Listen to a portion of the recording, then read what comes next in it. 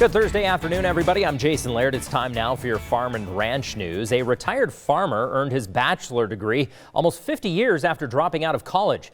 Dennis Runke gained national attention last month when he donated a N95 mask to New York Governor Andrew Cuomo, even though his wife only has one lung. He said that the mask should be used by a doctor or a nurse. Cuomo read the letter Runke wrote during a briefing as an example of generosity during the coronavirus pandemic. Now, Kansas State University President Richard Myers presented him with a degree in agriculture on Monday.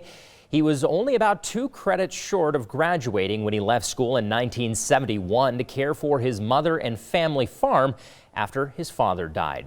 Well, as national meat suppliers struggle with the demand, local producers across the country are stepping up. We head to Kansas, I should say, to see how local producers are picking up the slack.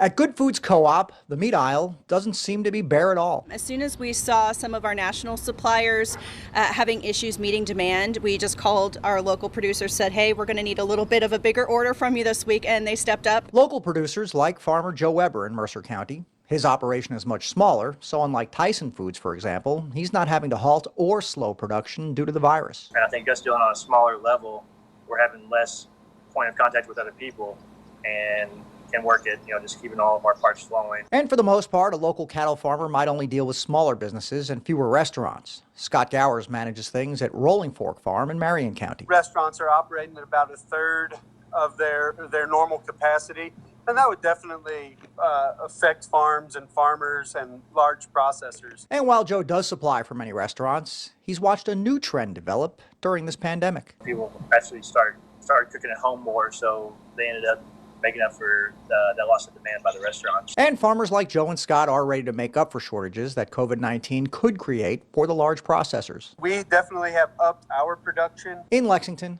Michael Burke. Well, we've got to take a short break, but we're going to be back in about 60 seconds with more news.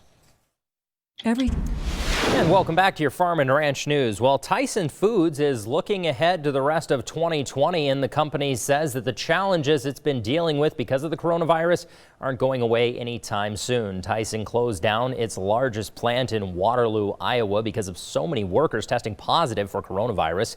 In a new report just released on Monday, Tyson says that it is expecting even more closures to come. It's also expecting slowdowns due to not having enough employees and having to make changes to the workflow to keep people safe. With lower levels of productivity and higher costs of production, Tyson says there will be a shortage of protein in their supply chain.